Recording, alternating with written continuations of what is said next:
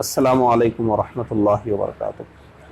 नहमदुहु व नुसल्ली व नुसल्लिमु अला रसूलिहिल करीम व अला आलिहि व अस्हाबिहि अजमाइन, अम्मा बाद।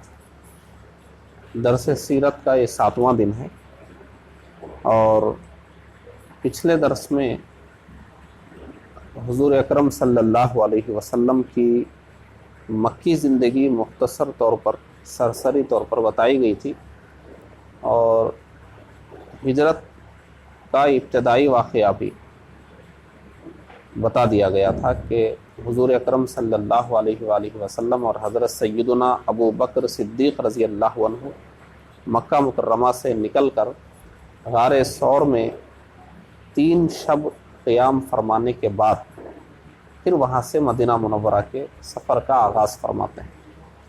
ये 3 शब जो गारे सौर में क़ियाम रहा, इसकी हिकमत ये थी कि जैसे ही मालूम होगा कि हुजूर अपने काशाने रिसालत में मौजूद नहीं हैं, क्योंकि मंसूबा यही था कि हुजूर के मकान को घेर लेंगे रात में और माज़अल्लाह हुजूर को शहीद कर देंगे। तो जो ही वो जाएंगे और मंसूबे के मुताबिक वहाँ हुजूर नहीं मिलेंगे, तो उनको तो अंदाज़ा था कि मदीना मुनव्वरा के लोग मुसलमान हो गए हैं, तो उनको अंदाज़ा था कि मदीना मुनव्वरा के लिए निकल गए होंगे, ये अंदाज़ा हो जाता उनको। और फिर उसके बाद वो तलाश करते, तो हुजूर गारे सौर में क़ियाम नहीं फरमाते और सीधे मदीना मुनव्वरा के लिए निकल जाते। तो जाहिर सी बात है, थोड़ी देर में कितनी दूर का सफ़र होगा, फिर कुफ़ार मुशरिकीन ताक़ुब करेंगे, तो उसके बाद फिर जो चीज़ें होंगी उससे बेहतर ये है कि 3 रोज़ तक गारे सौर में 3 शब तक क़ियाम रहे। इन 3 दिनों में वो चारों तरफ ढूंढ लेंगे, उधर जाने वाले रास्तों पर, इधर जाने वाले रास्तों पर, हर तरफ ढूंढ लेंगे, कहीं हुजूर उनको मिलेंगे नहीं। तो बहरहाल 3 दिन तक जोश व खरोश रहेगा। उसके बाद ज़रा थक जाएंगे, ज़हन में होगा कि शायद ये आगे कहीं निकल चुके हैं, हमको मिले नहीं, तो फिर वो सुस्त हो जाएंगे। फिर उसके बाद इत्मीनान से सारे लोग जब अपनी अपनी जगह सुस्त हो जाएंगे, तो फिर निकलकर आराम से सफ़र किया जाएगा। तो ये हिकमत है। तो 3 शब गारे सौर में क़ियाम रहा। उन 3 शबों में अबू बकर सिद्दीक़ रज़ी अल्लाहु अन्हु के फ़र्ज़ंद वो आते थे और हालात की इत्तला अपने वालिद गिरामी को देते थे, और दूध वगैरह का भी पिछली वीडियो में मैंने बताया इंतज़ाम करते थे। अब देखिए, अब गारे सौर से हुजूर और हज़रत अबू बकर सिद्दीक़ रज़ी अल्लाहु अन्हु निकल रहे हैं मदीना मुनव्वरा के सफ़र के लिए। इधर मक्का में क्या हुआ, ऐलान हो गया है कि जो भी हुजूर को और अबू बकर सिद्दीक़ रज़ी अल्लाहु अन्हु को गिरफ़्तार करके लाएगा या जहाँ पाए वहीं पर शहीद कर दे, तो उसे इनाम में 100 ऊँट दिए जाएंगे। 100 ऊँट, उस ज़माने की दौलत ऊँट ही है। आज के माहौल में आप सोचेंगे ऊँट, 100 ऊँट क्या है मतलब। अब ये ऊँट, आज हमारे पास तो ऊँट कोई दौलत रही नहीं, लेकिन उस वक्त की दौलत यही जानवर थे, ऊँट, बकरियाँ, बागात, यही सब दौलत थी उस वक्त की। और अरब के लिए तो ऊँट बहुत बड़ी दौलत है कि ऊँट कितनी चीज़ों में काम, सफ़र के लिए काम आएंगे, फिर वो उसका दूध पिएंगे, गोश्त खाएंगे, सामान उसके ऊपर लाद कर ले जाएंगे और खेती बाड़ी के काम करेंगे। बहरहाल बहुत बड़ी दौलत है। तो 1 ऊँट नहीं, 2 ऊँट नहीं, 100 ऊँट, और भी आला किस्म के। इतना बड़ा इनाम ताकि लोगों को लालच पैदा हो कि हम किसी तरह इनको गिरफ़्तार करके लाएं या शहीद कर दें। इतना बड़ा इनाम दोबारा हासिल करने के लिए मौका नहीं मिलेगा। तो 100 ऊँट का इनाम था। और वो सिर्फ मक्का में ऐलान नहीं था, वो पूरे मक्का और अतराफ़ के सारे इलाक़ों में کیونکہ حضور تو مکہ میں ہے نہیں، اطراف میں کہیں ہوں گے، کسی کو بھی مل جائیں. صرف مکہ والوں کے لیے اعلان نہیں تھا، قبائل میں بھی اعلان کرا دیا گیا دور دور تک کہ جو بھی یہ کام کرے گا اسے یہ انعام دیا جائے گا. اس میں بہت سارے تو مذہبی نفرت میں تھے، پھر مذہبی نفرت کے ساتھ انعام بھی شامل ہو جائے تو کتنا جوش بڑھ جائے گا. اور انعام بھی ایسا انعام، اور ہر شخص سوچے گا کہ اگر میں یہ کارنامہ کروں گا تو میری نسلوں تک یہ کارنامہ جائے گا اور فخر کرے گی، میں ایک تاریخی شخص بن جاؤں گا. تو مذہبی نفرت اس کو بھی کچھ تسکین مل جائے گی، انعام مل جائے گا، اور وہ شخص تاریخی بن جائے گا. وہاں سے اس کی ایک تاریخ کی بنیاد پڑے گی، اس کی نسلیں فخر کریں گی. معمولی بات نہیں تھی، اتنا بڑا انعام انہوں نے رکھا تھا، اور لوگوں کو بہت خواہش تھی کہ ہمارے حصے میں یہ کارنامہ آ جائے. بہت لوگ اپنے اپنے طور پر کوشش کر رہے تھے. لیکن آپ حضور کی حکمت دیکھیے، 3 شب تک حضور نے قیام فرمایا، یہ پہلی حکمت. اس کے بعد سفر شروع ہوا تو سفر کس انداز کا ہوا؟ عام راستے سے نہیں. اس وقت جو مکہ مکرمہ سے مدینہ منورہ جانے کا جو عام راستہ تھا، مشہور راستہ جس سے سب جاتے تھے، قافلے جاتے تھے اور لوگ جاتے تھے، اس راستے سے حضور تشریف نہیں لے گئے، دوسرے راستے سے. دیکھیے یہ مکہ مکرمہ ہے،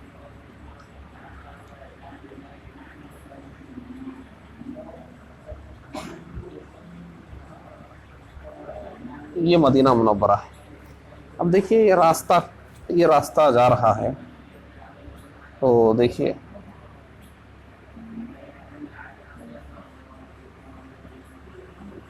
یہ راستہ جا رہا ہے، یہ عام راستہ ہے. مکہ مکرمہ سے مدینہ منورہ اسی راستے سے سب جاتے ہیں، یہی راستہ عام طور سے لوگوں کو معلوم ہے.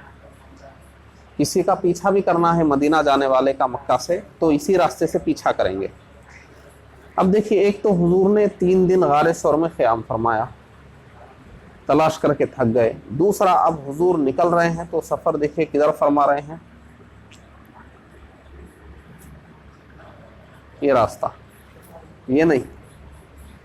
مکہ مکرمہ جانے والے ادھر سے چلے آتے ہیں، دیکھیے حضور یہ راستہ،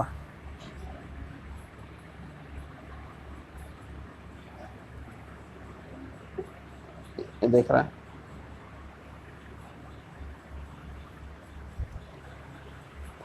یہ حضور کا گیا ہوا راستہ ہے. بیچ میں کہاں ٹکرا رہے ہیں راستے؟ دیکھیے یہاں ذرا سا ملا، ادھر ذرا سا ملا، ایک بار ادھر ملا، ادھر ملا، ختم. تو اب یہ ہم بورڈ پہ تو آپ کو لگ رہا ہے قریب نقشے کے حساب سے دیکھیں گے تو بہت الگ ہو جائے گا. تو یہ غیر معروف راستہ ہے. تو حضور سب کے جانے کا یہ راستہ ہے، سب سیدھے سیدھے ایسے چلے جاتے ہیں، لیکن حضور ایسے جا رہے ہیں. دیکھیے بالکل الگ راستہ، بالکل الگ راستہ. اب آپ سوچیں گے یہاں بھی کیوں مل رہا ہے راستہ، پورا ہی الگ جاتے ہیں. تو ایسا نہیں ہے، آج کی طرح راستے بنے ہوئے نہیں تھے، راستے خود بنا کر جانا ہوتا تھا. کہیں سے موقع نہیں ہوتا جانے کا، جھاڑیاں اتنی ہوتی ہے، اونچے ٹیلے ایسے ہوتے ہیں، راستہ بھی تو ہونا چاہیے نا جانے کے لیے. کوئی سڑکیں تو بنی ہوئی تھی نہیں، تو اس لیے کہیں کہیں مل بھی جاتا تھا. تو یہ دوسرا ہو گیا. اب دیکھیے اب یہاں پر عقیدے کے لحاظ سے ایک سوال پیدا ہوتا ہے کہ بعض لوگ جو سیرت پڑھتے ہیں، سیرت پڑھ کر وہ سیرت کا راز نہیں سمجھتے، ان کے عقیدوں پہ ضرب پڑتی ہے. یا ایسے لوگوں کی کتابیں پڑھتے ہیں جو سیرت میں ہمارے نبی کو مجبور اور بے بس بنا کر پیش کرتے ہیں. اب یہاں جس کو حضور کے بارے میں صحیح عقیدہ نہیں ہوگا وہ یہاں ہمارے نبی کو بے بس اور لاچار بنا کر پیش کرے گا. دیکھیے پہلے یہاں چھپنا پڑا معاذ اللہ، پھر ادھر سے راستہ بدل کے جانا پڑا، مجبوراً نکلنا پڑا مکہ مکرمہ سے. تو گویا وہ ہمارے نبی کو مختار نہیں، مجبور بنا کر پیش کرتے ہیں. اور اس طریقے سے سیرت پڑھنے والا وہ نبی کے مختار ہونے کے عقیدے کی طرف جانے کے بجائے مجبور ہونے کے عقیدے کی طرف چلا جاتا ہے۔ لیکن دیکھیے یہ ساری چیزوں کی اگر میں تشریح کر دوں، حضور مکہ سے نکل رہے ہیں، غار ثور میں قیام فرما رہے ہیں، پھر راستہ بدل کر تشریف لے جا رہے ہیں، یہ سب مجبوری نہیں ہے، اس میں کوئی مجبوری نہیں ہے۔ دیکھیے آپ کہیں گے کہ حضور تو مختار کل ہیں، تو حضور جو دین دنیا میں لے کر آئے ہیں وہ دین صرف حضور کے زمانے کے لیے نہیں ہے، صبح قیامت تک کے لیے ہے، اور اس دین کو دنیا کے امکانات، عالم اسباب کے تقاضوں کے مطابق غالب کرنا ہے، معجزات کی بنیاد پہ غالب نہیں کرنا ہے۔ معجزات کی بنیاد پر، پھر بھی معجزات بھی ہیں اس میں، ایسا نہیں کہ معجزات نہیں ہیں، لیکن معجزات اس حد تک نہیں ہے کہ کوئی کہنے والا یہ کہے کہ یہاں تو سارے معجزے مدد کر رہے ہیں اس لیے غالب ہو گیا دین، اب ہم کو کون سے معجزے مدد کریں گے، ایسا نہیں ہے۔ معجزے کہیں کہیں بس ہیں، لیکن معاملہ سارا عالم اسباب کے مطابق ہے، ظاہر کے مطابق ہے۔ تو نبی نے اپنے اختیارات کا استعمال فرما کر دین کو غالب نہیں کیا، بلکہ ایک عام انسان دین اسلام کو اگر غالب کرنا چاہے تو اس کے لیے کیا مشکلات آئیں گی، اس مشکلات کا سامنا کیسے کرنا ہے، حکمت کیسے اختیار کرنا ہے، دشمنوں سے مقابلہ کیسے کرنا ہے، صبر کیسے کرنا ہے، یہ رہتی دنیا تک کے انسانوں کو نبی نے اسوہ دیا ہے۔ آج کوئی شخص اگر حضور اپنے اختیارات کی روشنی میں سب فرماتے تو آج کوئی شخص نہیں کہہ سکتا تھا کہ بھئی حضور نے دین کو غالب کیا تو اختیارات تھے، اختیارات کا استعمال فرمایا، کائنات میں تصرف فرمایا، ہمارے پاس تو ایسی کوئی طاقت نہیں ہے، ہم کیسے دین کو غالب کریں گے۔ تو حضور کا دین صبح قیامت تک کے لیے ہے، اسلام کے خلاف دشمنان اسلام ہمیشہ کارروائیاں کرتے رہیں گے، ہر وقت مسلمانوں کو دشمنان اسلام سے لڑنا ہے، ان کے منصوبوں کو ناکام بنانا ہے، اسلام کی سربلندی کے لیے کوششیں کرنا ہے، مختلف علاقوں میں مختلف زمانوں میں صبح قیامت تک ہوتا رہے گا یہ سب۔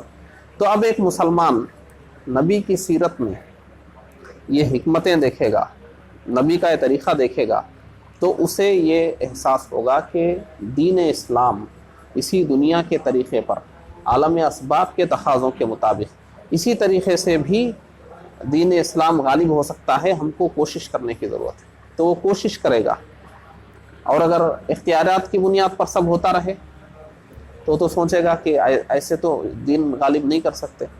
تو نبی دنیا کو ایک مثال دینے کے لیے تشریف لائے ہیں کہ اللہ کے بھیجے ہوئے دین کی حمایت کیسے کرنا ہے، نصرت کیسے کرنا ہے، اس کو غالب کیسے کرنا ہے، اس کا طریقہ دنیا میں کیا ہے۔ تو دنیا کے طریقے کے مطابق حضور سارا کام فرما رہے ہیں۔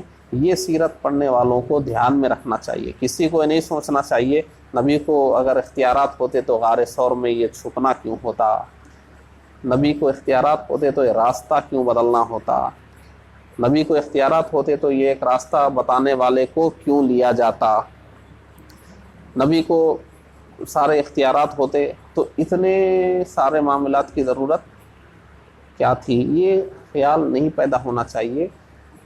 عقیدہ اور جو ظاہری سیرت ہم کو نظر آ رہی، ان دونوں میں کیا مطابقت ہے، اس میں راز کیا ہے، یہ سمجھتے ہوئے اگر ایک مسلمان چلے گا تو نبی کی شان اور عظمت، آپ کے مقام اور مراتب اس کے عقیدے میں قائم رہیں گے۔ اور ان سب سے عاری ہو کر کوئی ہسٹری کی طرح سیرت کو پڑھ لے گا، عقیدت اور عظمت اور محبت کے جذبے کو، مقام رسالت کو ہٹا کر پڑھے گا تو وہ کیا ہوگا، وہ گمراہی ہو جائے گا۔ تو یہ چیزیں بہت ضروری ہے۔ تو اب اس میں کہیں کہیں حضور کے اختیارات کا بھی مظاہرہ ہے، ایسا نہیں ہے،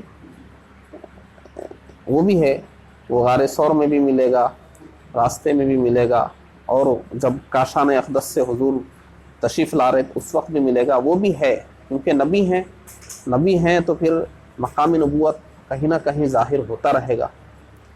اور وہ ہے، بہت سے واقعات ہیں بیچ میں، جب ہم معجزات اور خصائص پر آئیں گے اس ویڈیو میں تو ہم اس پر پوری سیرت میں سے منتخب گوشوں کو نکال کے ہم بات کریں گے۔ تو یہ دیکھیے، یہ سمجھنا اس لیے ضروری ہے کہ ہم سمجھیں کہ اسلام کیسے پھیلا، کیسے غالب ہوا اور اس کے لیے کیا کیا مرحلے آئے۔ اب یہ ہجرت کا مرحلہ ہمارے سامنے، اب یہ دیکھیے یہ جو راستہ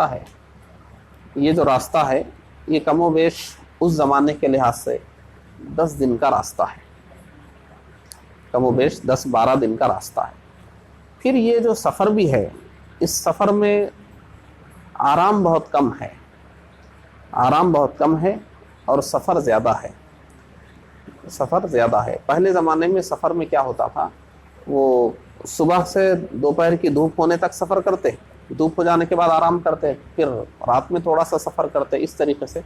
تو اس زمانے میں آج کے اگر 100 کلومیٹر کی آپ بات کریں، آج کے جو 100 کلومیٹر ہے اس زمانے میں 3 دن میں طے ہوتے تھے، اس زمانے میں 3 دن لگتے تھے اس کے لیے، قریب ایک عام چال چلیں تو، وہ ایمرجنسی والی نہیں، بھاگ دوڑ والی، جو طریقہ ہے سفر کا عادتاً جیسے سفر کیا جاتا ہے اس طریقے سے 3 روز لگتے تھے۔ تو یہ اس زمانے کے لحاظ سے یہ 10-12 دن کا راستہ ہے، اور یہ 10-12 دن کا راستہ چلنا کیسے ہے معلوم ہے، 10-12 دن کا توشہ لے کے چلنا ہے، اور اس 10-12 دن میں بیچ میں کہاں چشمے ہیں، کہاں کنویں ہیں، وہ بھی ریکارڈ رکھنا ہے۔ لیکن حضور جو چل رہے ہیں تو کیا 10-12 دن کا توشہ لے کے چل رہے ہیں حضور؟ غار ثور سے چلے تو کوئی ایسا 10-12 دن کا توشہ نہیں۔ اس تعلق سے بھی بیچ میں آپ کو معجزات ملیں گے، وہ معجزات میں آؤں گا تو میں بتاؤں گا۔ بیچ میں ایک مقام پر وہ بھی ایک معجزہ پیش آیا، ام معبد کی بکری کا واقعہ ہے، اس طریقے سے۔ اب حضور یہاں سے چل چکے ہیں، مدینہ منورہ والوں کو اطلاع مل گئی کہ حضور مکہ مکرمہ سے چل چکے ہیں، اب مدینہ منورہ تشریف لانے ہیں۔ یہاں سارے لوگ روزانہ آ کر انتظار کر رہے ہیں اور بے چین ہیں حضور کے استقبال کے لیے۔ قافلوں کے آنے کا، مسافروں کے آنے کا جو وقت ہوتا ہے صبح سے دوپہر تک کا، وہ سارا وقت یہ لوگ گزار رہے ہیں کہ حضور کا قافلہ آئے گا، 2-3 لوگوں کا قافلہ ہے، وہ آئے گا، انتظار کر رہے ہیں اور جا رہے ہیں، انتظار کر رہے ہیں، جا رہے ہیں۔ حضور سب سے پہلے سیدھے مدینہ منورہ نہیں تشریف لائے، پہلے قباء، جہاں مسجد قباء تعمیر کی گئی اس مقام پر حضور پہلے تشریف لائے، وہاں حضور نے کچھ قیام فرمایا، اور پھر باقی صحابہ کرام جو حضور کے بعد جنہوں نے ہجرت کی وہ بھی وہیں آ گئے، جو پہلے ہجرت کر کے یہاں مدینہ منورہ میں تھے وہ وہاں آ گئے، حضرت علی مرتضیٰ رضی اللہ عنہ وہ بھی امانتیں تقسیم کر کے باپ بے وہاں آ گئے۔ تو پھر وہاں وہ مسجد قباء کی تعمیر ہوئی، مسجد نبوی سے پہلے ہوئی مسجد قباء کی تعمیر، وہاں مسجد قباء کی تعمیر ہوئی۔ مختلف روایتیں ہیں حضور نے وہاں کتنے دن قیام فرمایا، 4 دن یا 14 دن یا 20 دن، مختلف روایتیں ہیں۔ بہرحال حضور نے قیام فرمایا۔ پھر وہاں سے حضور نکلے، جمعہ کا دن تھا تو بیچ میں ایک جگہ جمعہ کی نماز، وہاں ایک مسجد جمعہ بھی ہے۔ پھر مدینہ منورہ جب عین مقام پر حضور تشریف لا رہے ہیں تو ہر ایک کی خواہش ہے کہ اب دیکھیے یہاں تھوڑا رک جائیے آپ، اب حضور مدینہ منورہ تشریف لا رہے ہیں تو ظاہر سی بات ہے حضور قیام کہاں فرمائیں گے؟ ہر ایک کو آرزو ہے میرے گھر میں قیام فرمائیں، میرے گھر میں قیام فرمائیں۔ تو حضور نے فرما دیا کہ میری اونٹنی من جانب اللہ، ایسا انتظام ہے کہ جہاں مجھے قیام کرنا ہے میری اونٹنی وہاں جا کر بیٹھ جائے گی۔ تو اس وقت جہاں مسجد نبوی ہے وہیں پر قریب میں حضرت ابو ایوب انصاری رضی اللہ عنہ کا مکان تھا، تو ان کے صحن میں جا کر اونٹنی بیٹھ گئی۔ پھر حضرت ابو ایوب انصاری رضی اللہ عنہ کے گھر میں حضور نے قیام فرمایا۔ آپ کا گھر 2 منزلہ تھا، نیچے بھی رہ سکتے تھے، بالا خانے میں بھی رہ سکتے تھے۔ تو انہوں نے، حضور کی مرضی یہ تھی کہ وہ ابو ایوب انصاری رضی اللہ عنہ اور ان کی زوجہ اوپر رہیں، حضور نیچے رہیں، لیکن وہ لوگ چاہتے تھے کہ ہم اوپر کیسے رہیں، ہم غلام نیچے رہیں گے، حضور اوپر رہیں۔ لیکن ملاقات کے لیے آنے والوں کے لیے بہت سارے معاملات تھے، بہرحال تو حضور نے نیچے ہی رہنا پسند فرمایا، حکم فرما دیا کہ تم لوگ اوپر رہو، میں نیچے ہی رہوں. تو پھر حضور نے نیچے قیام فرمایا، وہ لوگ اوپر. تو کھانا وغیرہ وہ لوگ بنا کر بھیجتے تھے، پہلے حضور تناول فرماتے تھے، پھر جو بچ گیا وہ واپس جانے کے بعد وہ لوگ اس کو کھانے کی سعادت حاصل کرتے تھے. وہ ہم بتائیں گے آگے جب اس طریقے کے محبت و عظمت کے معاملات آئیں گے، اس ویڈیو میں یہ سب بتائیں گے.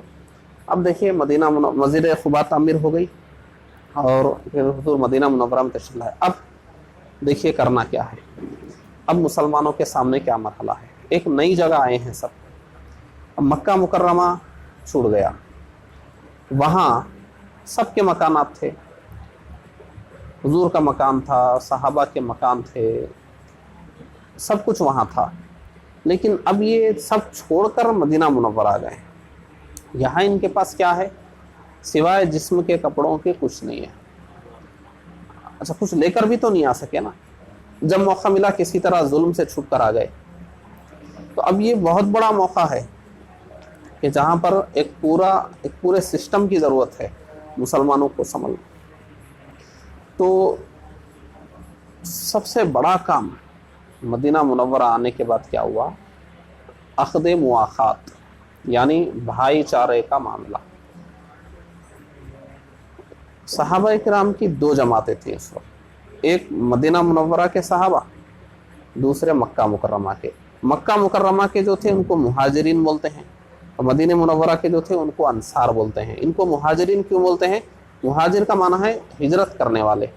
تو وہ مکہ سے ہجرت کر کے آئے، مکہ چھوڑ کر آئے. اور مدینے کے ان کو انصار کیوں کہتے ہیں؟ کیونکہ ان آنے والوں کی انہوں نے مدد کی. انصار کا معنی مدد کرنا ہے، مدد کی. تو حضور نے کیا کیا، یہ جو مکہ سے آئے تھے تو ظاہر سی بات ہے یہ اپنے اپنے قبیلوں سے کٹ کر آئے تھے. قبیلے والوں نے تو مسلمان ہونے کے جرم میں چھوڑ دیا تھا، بائیکاٹ کر دیا تھا. اور عرب میں کیا تھا، کوئی بھی آدمی اس کی طاقت و قوت، اس کا سہارا اس کا قبیلہ ہی ہوتا تھا. اس پہ کوئی ظلم کیا، آ کر قبیلے میں بولتا تھا میرے ساتھ ظلم، سارا قبیلہ لڑنے کے لیے چلا جاتا. میری ایسی ضرورت ہے، میرے پاس مال نہیں ہے، قبیلے کو جمع کر کے بولے، قبیلے والے انتظام کرتے تھے. تو قبیلہ ہی تھا سب کچھ. قبیلے سے کوئی آدمی کٹ گیا مطلب لاوارث ہو گیا، پھر اس کے آگے پیچھے کوئی نہیں ہے. کون اس پہ کیا ظلم کرے گا، کون اس کو کیا ستائے گا، نہیں معلوم. مکہ میں یہی ہوا. جتنے لوگ مسلمان ہوئے یا تو قبیلے والوں نے ہی ستایا یا دوسروں نے ستایا، تو قبیلے والوں نے اس کا ایکشن نہیں لیا کہ یہ ہمارا نہیں رہا، آپ مسلمان ہو گیا. تو اسلام لانے کے بعد مکہ مکرمہ کے جو صحابہ کرام تھے ان کے اپنے اپنے قبیلوں کی سرپرستی ختم ہو گئی. اب ان کے قبیلوں سے ان کا کوئی تعلق نہیں رہا، تو بے سہارا ہو گئے تھے. اور عرب میں سہارا قبیلہ ہی تھا. تو اب ضرورت تھی ان مکہ سے آنے والے صحابہ کرام کو سہارے کی.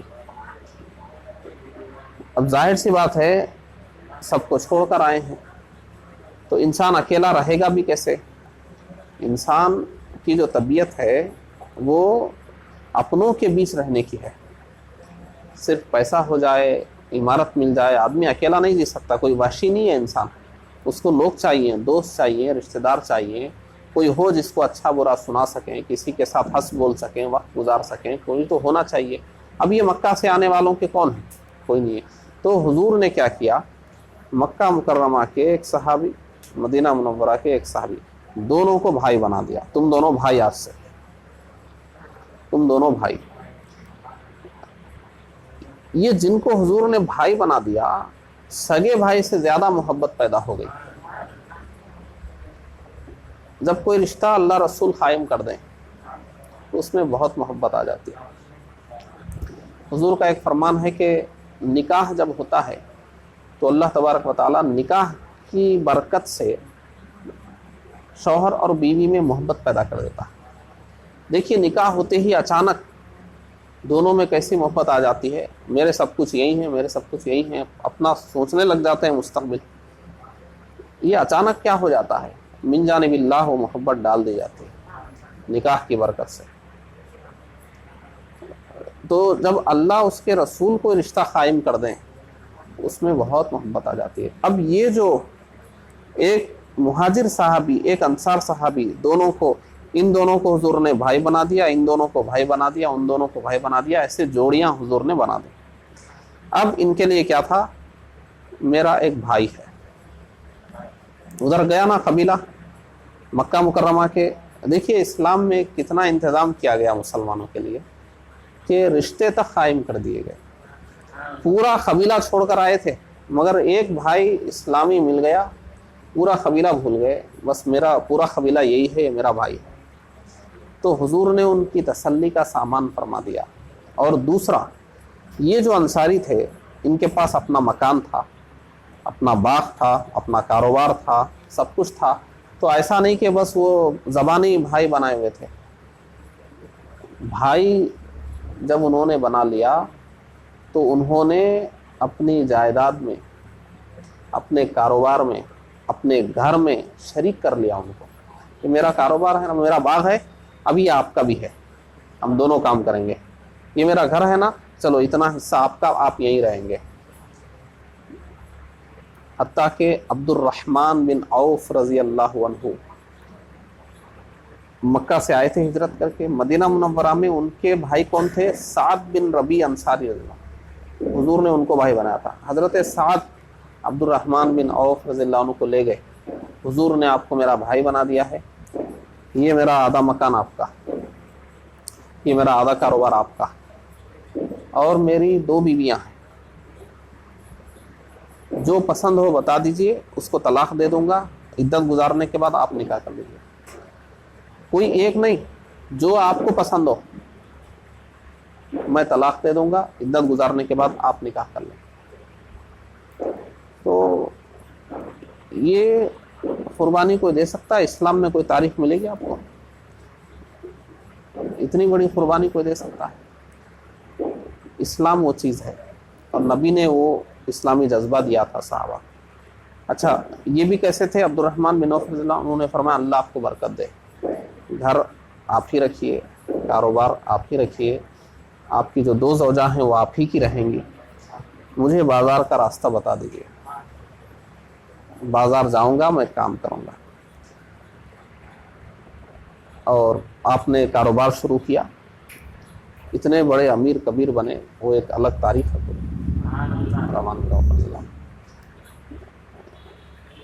تو ایسا نہیں ہے کہ مسلمان کو کوئی ٹھکانہ مل گیا تو بیٹھ کے کھاتے رہیں. ایسا نہیں کہ کوئی آپ کو لے لیا تو آپ بیٹھ کے کھاتے رہیے. نہیں، مسلمان محنتی ہوتا ہے، وہ خود کچھ بننا چاہتا ہے، اپنے ہاتھ کی کمائی کھانا چاہتا ہے. حضور کا فرمان ہے تم اپنے ہاتھ سے کمایا ہوا رزق کھاؤ، یہ تمہارے لیے اچھا ہے، یہ تمہارے لیے اچھا ہے. تو ایسی مثالیں ہیں. تو یہ اسلامی تاریخ کا ایسا واقعہ ہے جس کی مثال آپ کو پوری انسانی تاریخ میں کہیں بھی نہیں ملے گی. عقد مواخات، یہ دونوں جو بھائی بھائی بن گئے تھے، یہ ساری زندگی یہ بھائی بھائی بنے رہے کہ حضور نے ہم کو بھائی بنایا تھا. حضور نے پھر ان کی جب نسلیں چلی، وہ بھی آپس میں کہ ان کے والد اور میرے والد بھائی تھے، تو ان میں بھی. تو اس طرح یہ محبتیں صرف انہی تک نہیں رہی، ان کے نسلوں تک گئی. مدینہ منورہ مکہ مکرمہ کے لوگوں میں حضور نے جو محبت رشتہ قائم فرمایا وہ نسلوں تک گیا. نسلیں آئیں تو انہوں نے یہ نہیں کہا وہ ہمارے والد صاحب کے بھائی تھے ہوں گے، ہمارے نہیں، اب ہم کچھ بھی نہیں دیں گے، ایسا نہیں. حضور نے جو رشتہ قائم فرمایا نسلوں تک گیا، محبتیں نسلوں میں سرایت کر گئی. تو دیکھیے ہوا کیا اس کا نتیجہ. اب یہاں ہمارے نبی کی حکمت آپ دیکھیے، جو مکہ چھوڑ کر آئے تھے ان کو سہارا مل گیا. اور یہ ہوتا کیا تھا، جتنے اس وقت موجود تھے ان کو حضور نے بھائی بنا دیا. پھر کوئی ہجرت کر کے آئے، اچھا ان کو کس کا بھائی بنایا جائے، اچھا چلو فلاں کا بھائی بنا دیا جائے. تو یہ چلتا رہا، ایک ہی بار نہیں ہوا، لوگ جیسے جیسے آتے رہے بھائی بنا دیا گیا. تو جن کو ابھی تک بھائی نہیں بنایا گیا تھا وہ بھی انتظار میں رہتے تھے، کوئی آئے تو میرا بھائی بنا دیا جائے، کوئی آئے تو میرا بھائی بنا دیا جائے، پھر میرا بھی ایک بھائی ہوگا مہاجرین میں سے. تو وہ انتظار میں رہتے تھے. ایسا نہیں تھا کہ چلو میں بچ گیا، ایسا نہیں تھا کہ چلو میں بچ گیا ان کو بنا دیے. اب وہ نہیں، وہ خود سعادت سمجھتے تھے اپنی. اور اس کے بعد یہ سب سے بڑا کام، اس سے کیا ہوا، مسلمان مضبوط ہو گئے. جو بے سہارا تھے ان کو سہارا مل گیا. مکہ میں جتنا ظلم انہوں نے سہا تھا، مدینے میں اتنی محبت ملی ان کو. اتنی محبت ملی مدینے میں. اب یہ پہلا کام تھا. اب ٹھیک ہے، ہو گیا، مضبوط ہو گیا نا مسلمان. تو پہلے مسلمانوں کو مضبوط ہونا پڑتا ہے، اس کے بعد ہی کوئی کام ہوگا نا. اب مضبوط ہو گئے، آپس میں مضبوط ہو گئے. اب اس کے بعد مدینہ منورہ میں نماز پڑھنے کے لیے ایک مسجد کی ضرورت تھی، تو مسجد نبوی کی تعمیر ہوئی. مسجد نبوی کی تعمیر اتنے سادہ انداز میں ہوئی اس زمانے کے لحاظ سے. وہ کچی دیواریں، کھجور کے تنوں کے ستون، اور پہلے چھت بھی نہیں تھی، صرف دیواریں تھیں. بعد میں جب اس کی ضرورت پیش آئی تو پھر وہ ستون کھڑے کر کے پھر کھجور کی جو پتیاں ہیں ان کو ڈال دیا گیا. بارش ہو جاتی تھی تو پانی گر جاتا، اور صحابہ کرام نماز کے دوران بارش ہو جاتی تو وہ گیلا ہو جاتا اور سجدہ فرماتے تو پیشانی کو مٹیاں لگ جاتی. یہ عالم تھا شروع میں. اس طریقے سے مسجد نبوی، اس وقت بھی مسجد نبوی کی وہی عظمت تھی، آج بھی وہی ہے. ایسا نہیں کہ عمارت عالیشان ہو گئی تو لوگ جا جا کے گر جاتے ہیں، کیا عمارت ہے، کیا چمک ہے، کیا دمک ہے. نہیں، جب مٹی کی دیواریں تھیں مسجد نبوی کی تب بھی وہی عظمت تھی. آج جا کے دیواریں دیکھ کے گر جانے کی ضرورت نہیں ہے. سارے لوگ یہاں ہدایت یافتہ ہیں، واہ یہیں پہ اسلام ہے، تو یہ لوگ جا کے عمارتیں دیکھ کے گر جاتے ہیں جا کے. تو مسجد نبوی کی تعمیر ہوئی، اور خود حضور نے مسجد نبوی کی تعمیر میں خود حضور نے بھی کام فرمایا. مسجد نبوی کی تعمیر میں اب اس وقت حضور کی دو زوجہ تھیں، ایک حضرت سودا رضی اللہ عنہ، ایک حضرت عائشہ صدیقہ رضی اللہ عنہ. اب بعد میں نکاح ہوتے رہے نا. اس وقت جب حضور نے ہجرت فرمائی تو ادھر حضرت خدیجۃ الکبریٰ رضی اللہ عنہ وصال فرما چکی تھی، پھر حضرت سودا رضی اللہ عنہ آپ کی زوجیت میں تھی، پھر حضرت عائشہ صدیقہ رضی اللہ عنہ کا نکاح تو مکہ مکرمہ میں ہو گیا تھا، مگر رخصتی مدینہ منورہ میں آنے کے بعد ہوئی. تو اس وقت جیسے جیسے کوئی زوجہ نکاح میں آتی ویسے ویسے ایک حجرہ بنا لیا جاتا تھا. پہلے 2 حجرے بنے مسجد نبوی سے متصل، پھر کوئی ام المومنین آ گئی، پھر ایک حجرہ بن گیا، پھر ایک حجرہ بن گیا. اس طرح حجرے بنتے گئے، کمرے بنتے گئے مسجد سے متصل حجرے، اور وہ بھی بہت سادہ تھے. وہ بھی کچی دیواریں ہیں اور کمبل لٹکا ہوا ہے، دروازہ نہیں ہے، بہت سادہ سا، بہت سادہ انداز کے وہ حجرے تھے. تو مسجد نبوی کی تعمیر ہو گئی، مسجد نبوی سے متصل حضور کے حجرے بھی تعمیر ہو گئے. یہ مسجد نبوی کا. اور پھر اس کے بعد یہ بھی ہو گیا. اب ظاہر سی بات ہے مدینے میں صرف انصاری تو نہیں تھے، انصار صحابہ تو نہیں تھے، یہودی بھی تو تھے وہاں پر. یہودیوں کا وہ بنی قریظہ ہے، بنی قریظہ ہے، بنی نذیر ہے، اور دیگر ہیں. یہ سب یہودی ہیں، مدینے میں رہتے ہیں یہ لوگ بھی. تو سارے تو مسلمان ہیں نہیں. تو اب مسلمانوں کی سیفٹی بھی تو ہونا چاہیے نا، مسلمان محفوظ بھی تو رہیں. اس کے لیے کیا کیا گیا؟ اس کے لیے ان یہودیوں سے معاہدہ کیا گیا. حضور نے ان سے معاہدے فرمائے. کیا معاہدے؟ کہ جو مدینہ منورہ ہے، مدینہ منورہ میں مسلمان بھی رہ رہے ہیں، یہودی بھی رہ رہے ہیں، یہ دونوں آپس میں جنگ نہ کریں، یہ دونوں آپس میں جنگ نہ کریں. مذہب کے معاملے میں آزاد چھوڑ دیا جائے. جو مسلمان ہونا چاہتا ہے مسلمان ہو جائے، جو یہودی رہنا چاہتا ہے یہودی رہے. اسلام واضح ہے، جو قبول کرنا چاہے قبول کرے، نہ کرنا چاہے تو اسلام میں تو کوئی جبر نہیں ہے کہ آپ کو زبردستی مسلمان بنا دے. زبردستی مسلمان بنا ہی نہیں سکتے کسی کو، کیونکہ دل سے تصدیق کرنے کا نام ایمان ہے. تو اب دل سے تصدیق زبردستی کیسے کروائیں گے؟ زبان سے بلوا سکتے ہیں آپ زیادہ سے زیادہ دل سے تصدیق کیسے کروائیں گے؟ دل پہ کس کا قابو ہے؟ تو زبردستی مسلمان بنا ہی نہیں سکتے کسی کو، اور زبردستی کسی کو اسلام سے ہٹا بھی نہیں سکتے. از زبان سے بلوا سکتے ہیں زیادہ سے زیادہ، اور ایمان وہ دل میں ہوتا ہے. وہاں سے آپ کیا ہٹائیں گے؟ کیا آپ چیر پھاڑ کے نکالیں گے کیا ایمان کو دل میں سے؟ تو آپ کسی غیر مسلم کو زبردستی مسلمان نہیں بنا سکتے، اور کسی مسلمان کو زبردستی غیر مسلم بھی نہیں بنا سکتے. آپ اس کا لباس چینج کر سکتے ہیں، اس کا حلیہ بدل سکتے ہیں، یہ سب کر سکتے ہیں، اس کا ایمان نہیں چھین سکتے، اس کا ایمان نہیں چھین سکتے. آپ اس کو نماز پڑھنے سے روکیں گے؟ نماز ایمان ہے کیا؟ روزہ رکھنے سے روکیں گے؟ کرتا پاجامہ پہننے سے روکیں گے؟ दाढ़ी रखने से रोकेंगे, आप उसको खशका लगाने पे मजबूर करेंगे और कहीं जाने पे मजबूर करेंगे, ये सब चीज़ों से तो इस्लाम जाएगा नहीं ना।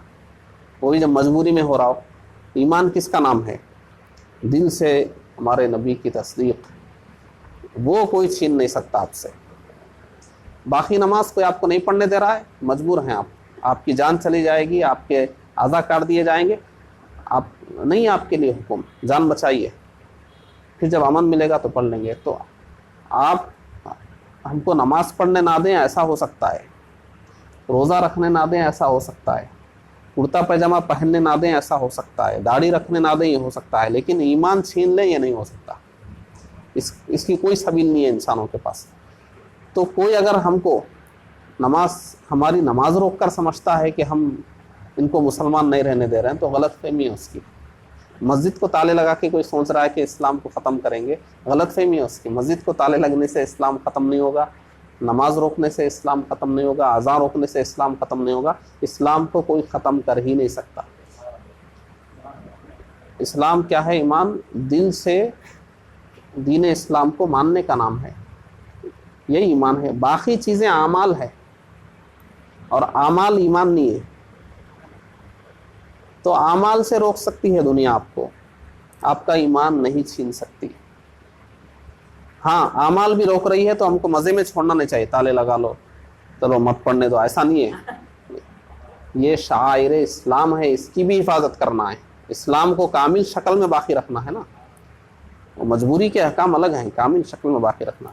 तो हुजूर ने मुआहदा फरमाया, जो यहूदी रहना चाहता है कोई जबर नहीं है उसको मुसलमान होने के लिए, और जो मुसलमान है उसके साथ कोई यहूदी जबर नहीं कर सकता आप क्यों मुसलमान हुए, मर्जी है अपनी अपनी। तो यहूदी और मुसलमान आपस में जंग नहीं करेंगे, अमन व अमान से रहेंगे। एक दूसरा, बाहर से कोई आए मदीने पर हमला करने के लिए तो सब मिलके उसका मुकाबला करेंगे, क्योंकि वो इलाके के हिसाब से हो गया ना, एक सिटी के हिसाब से हो गया कि भाई हमारी सिटी पर कोई हमला कर रहा है, तो अब वो किस पे कर रहा है, नहीं हमारी सिटी पर तो हो रहा है ना, हम सब मिलकर चल रहे हैं, सब मिलके मुकाबला करेंगे।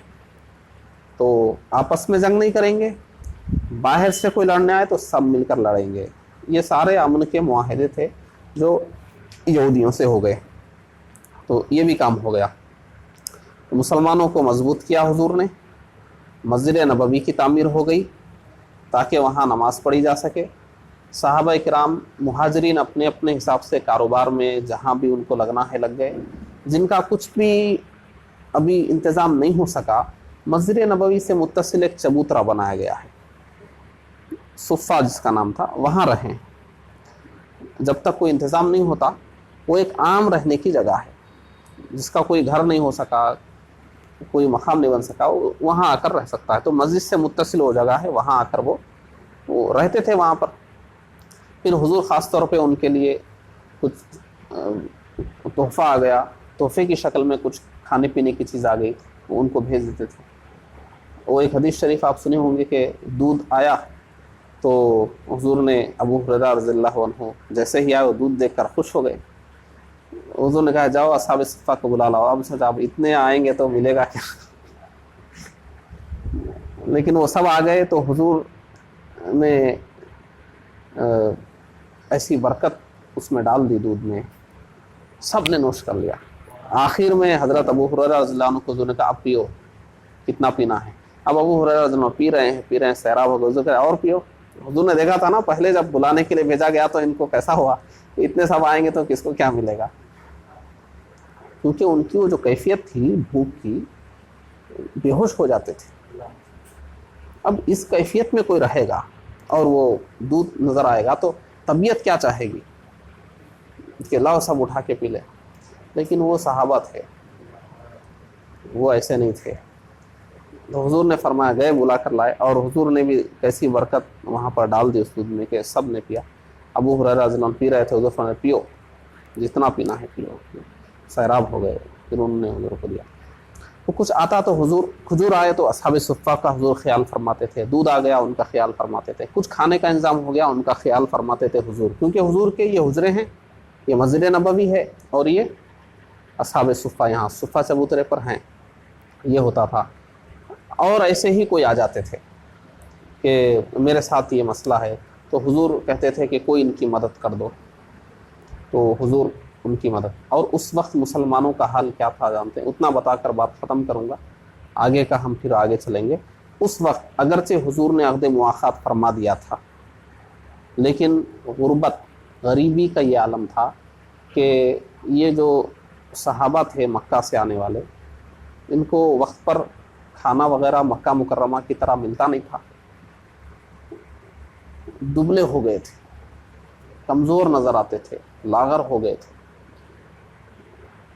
اور جب جنگ بدر ہوئی، ایک ہی سال کے اندر ہوئی نا، آگے آئے گی اس کی تفصیل.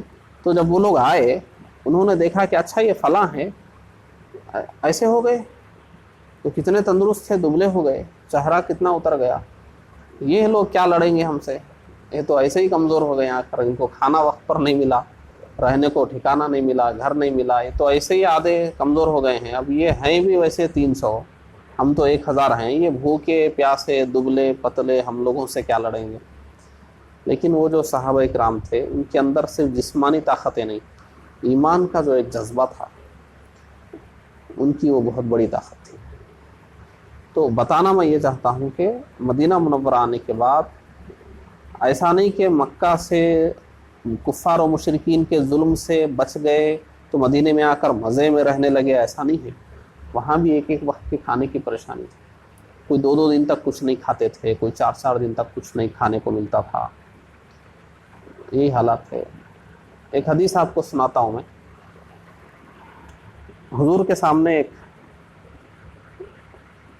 صحابی رسول کھانا کھا کر تشریف لائے. حضور کے پاس جب آئے تو انہیں ڈکار آ گئی. تو حضور نے فرمایا زیادہ مت کھاؤ، جو دنیا میں زیادہ کھائے گا آخرت میں اتنا بھوکا رہے گا. دیکھیے وہ وقت کیا تھا معلوم ہے؟ وہ وقت ایسا تھا کہ کتنے مسلمان بھوکے سوتے تھے، کئی دن سے بھوکے رہتے تھے، کھانے کو کھانا نہیں تھا. ایسے وقت میں کسی کا آنا اور ڈکار لینا حضور کو گوارا نہیں ہوا. اور حضور کیا فرماتے تھے کہ گوشت کا سالن بناؤ تو تھوڑا پانی زیادہ ڈالو اور پڑوسی کو بھی بھیج دو. اور حضور کیا فرماتے تھے؟ اگر کسی کے پاس 2 آدمی کا کھانا ہے تو اسے 3 آدمی مل کر کھاؤ، تینوں کو کافی ہو جائے گا. یہ آج کی طرح فراوانی نہیں تھی کہ گھروں میں رکھا ہوا ہے راشن. تو آپ سوچئے کہ 2 آدمی کا کھانا ہوتا تو صحابہ کیا کرتے تھے؟ ایک اور کو بلا لیتے تھے کہ یہ دونوں کا تو پیٹ بھرے گا نا، لیکن کام تو تینوں کا چل جائے گا.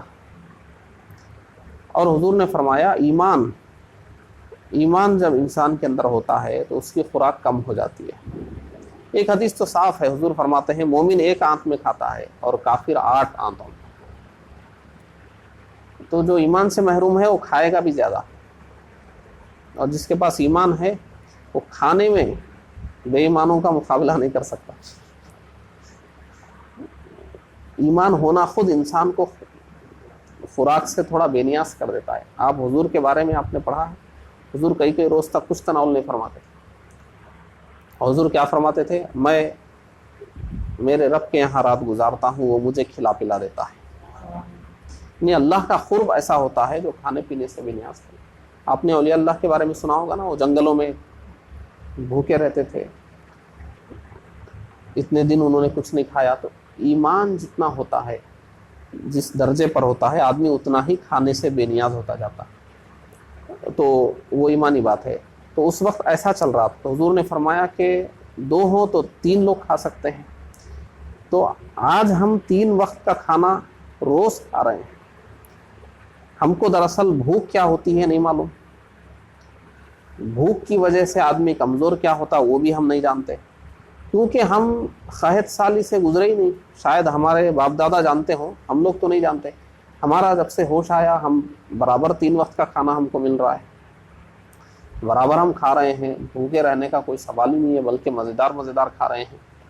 لیکن آپ مدینہ منورہ میں اس وقت صحابہ کرام کو دیکھیے کہ ان کا عالم یہ تھا کہ مسلمانوں کے پاس کہ کپڑے سب کے پاس برابر نہیں ہیں.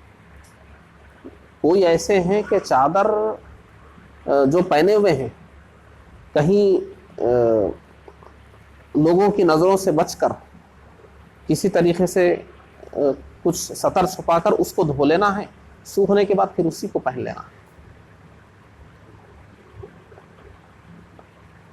اور کسی کسی کا یہ حال ہے کہ ایک چادر اچھی ہے جو انہوں نے زوجہ کو دے دی, ایک ذرا پھٹی ہوئی ہے, ادھر ادھر سے ایسی ویسی ہے, تو وہ یہ پہنتے ہیں. کچھ مخصوص انداز میں جانا ہوا تو وہ لے کر پہنے اور چلے گئے, پھر لا کر انہوں نے دے دیا. تو اس انداز میں بھی چلا. تو اسی لیے ہمارے فقہاء کرام نے فرمایا نا کہ آپ کے پاس 3 جوڑے کافی ہیں, ایک عام حالات میں پہننے کے لیے, اور ایک مخصوص موقعوں پہ پہننے کے لیے, ایک اس لیے کہ جب ان کو دھونا ہوگا, جب ان کے دھونے کی باری ہوگی تو یہ ہونا چاہیے نا. اب 2 جوڑے سوکھ رہے ہیں تو ایک جوڑا جسم پہ ہونا چاہیے نا. بہرحال 3 جوڑے. تو فقہاء کیا فرماتے ہیں, 3 جوڑے کافی ہیں, چوتھا جوڑا زائد ہے, وہاں سے زائد ہے, قربانی کے نصاب میں جوڑ لو وہاں سے. گھروں میں بستر, ایک بستر آپ کے لیے, ایک مہمان کے لیے, اور ایک زائد ہے. تو آپ ان حدیثوں پر غور کیجئے, یہ صرف صحابہ کے زمانے کے لیے نہیں تھی. حضور نے یہ جو حدیثیں بیان فرمائی ہے, مسلمان جب تک اس پر چلیں گے قیامت تک بھی یہ حدیثیں کام کرتی ہیں, مسلمان کامیاب رہیں گے. عثمان غنی رضی اللہ عنہ کے پاس بہت دولت تھی لیکن وہ اڑاتے نہیں تھے. وہ جب دولت ان کے پاس نہیں تھی اس وقت وہ جیسے رہتے تھے, دولت آنے کے بعد بھی ویسے ہی رہتے تھے. عبد الرحمن بن عوف رضی اللہ عنہ دولت آنے سے پہلے جیسے تھے, دولت آنے کے بعد بھی ویسے ہی تھے. دولت ہونے کا مطلب یہ نہیں کہ اسے اڑا دی جائے, دیکھا جاتا ہے کہ مسلمان کیسے مضبوط ہوگا اس سے, یہ دیکھا جاتا ہے. تو دولت آنے سے مسلمان عیاش نہیں بن جاتا, اور دولت نہ ہو تو مسلمان مجرم نہیں بن جاتا. آج مسلمان کیا ہے, پیسہ نہیں ہے مجرم بن گیا, چوری کر رہا ہے, ڈاکہ ڈال رہا ہے, اور کیا کر رہا ہے. پیسہ نہیں ہے مجرم بن گیا, پیسہ آ گیا عیاش بن گیا. لیکن آپ صحابہ کی زندگی دیکھیے, جب محتاج تھے تب بھی ان کے ایمان کا وہی عالم تھا, ان کی زندگی ویسی تھی. جب امیر کبیر بن گئے تو بھی ان کے ایمان کا وہی عالم تھا, ان کی زندگی ویسی. دولت مسلمان کے اخلاق اور کردار میں فرق نہیں ڈالتی. تو یہ مدینہ منورہ کے حالات ہیں اس وقت کے. اور اگر آپ سمجھنا چاہتے ہیں, جنگ بدر میں آپ آئیں گے تو اس وقت جو غزوہ احد میں آئیں گے, اس وقت جو صحابہ شہید ہوئے تھے, اس وقت آپ بہت مشہور واقعہ سنے ہوں گے کہ کفن دینے کے لیے ٹھیک سے کپڑا نہیں تھا. سر ڈھانپ دیں تو قدم مبارک کھل جائیں کسی صحابی کے, اور ادھر قدم ڈھانپ دیں تو سر کھل جائے. تو سر سے ڈھانپ دیا گیا اور ادھر گھاس رکھ دی گئی. تو کفن کے لیے ٹھیک سے کپڑا میسر نہیں تھا, زندوں کے پہننے کے لیے تو آپ چھوڑ دیجیے. کھانے کا ایسا معاملہ تھا. صحابہ کرام آپ سنے ہوں گے, راتوں میں بھوک کی وجہ سے نیند نہیں آتی تھی, باہر نکل کے ٹہلتے تھے. کیا کریں, آپ نے سنا ہوگا نا وہ حدیث, ابو بکر عمر رضی اللہ عنہما بھوک کی وجہ سے باہر آ گئے. حضور نے فرمایا کہ کیوں باہر آئے اتنی رات میں؟ بولے بھوک. پھر ایک صحابی رسول کے پاس گئے اور انہوں نے پھر ضیافت فرمائی. تو حضور نے کیا فرمایا کہ یہ کھانا جو تم کو ملا ہے اس کا حساب دینا پڑے گا, کہ اس کا حق تم کیا ادا کرو گے. تو وہ دور تھا یہ. اس حالت میں مدینہ منورہ میں مسلمان تھے. اب ایسی حالت میں بھی مکہ مکرمہ کے لوگ فوج لے کر جنگیں کرنے کے لیے آ رہے ہیں. اب یہاں پر جہاد کا بھی حکم آ گیا, کہ اب تک تو کیا تھا, ہجرت کر کے آ گئے. اب کیا ہے, اب اور مسلمانوں کی ذمہ داری بڑھ گئی. آپ یہ مت سوچئے ہجرت کر کے آئے تو مکہ سے آئے اب سکون ہو گیا, سکون نہیں, کام بڑھ گیا. اب تو تلوار بھی اٹھانا ہے, جہاد بھی کرنا ہے. اب سوچئے بھوکے بیٹھے ہوئے ہیں 2 روز سے, اب نکلنا ہے لڑنے کے لیے. تو یہ مدینہ منورہ کا جو دور ہے, یہ مکی دور کی طرح ہم سرسری نہیں گزاریں گے. یہاں سے جو دور شروع ہوتا ہے وہ ہر مرحلہ بہت اہم ہے. تو اتنا آپ نے سمجھ لیا. اب اگلا جو حصہ ہے وہ کل ہم اس کو دیکھ لیتے ہیں. یہاں تک کے حالات کو سمجھ لیجئے. ہجرت ہو گئی ہے، مسجد قباء کی تعمیر ہو گئی، مسجد نبوی کی تعمیر ہو گئی، حجرات بن گئے اور صفہ چبوترا بن گیا، صحابہ کے درمیان بھائی چارہ قائم ہو گیا، اور اب صحابہ کرام اپنی اپنی جگہ سنبھلنے کی کوشش کر رہے ہیں. یہودیوں سے معاہدہ بھی ہو گیا. اب اس کے بعد کیا ہو رہا ہے، آگے کے حالات اگلے درس میں. السلام علیکم ورحمۃ اللہ.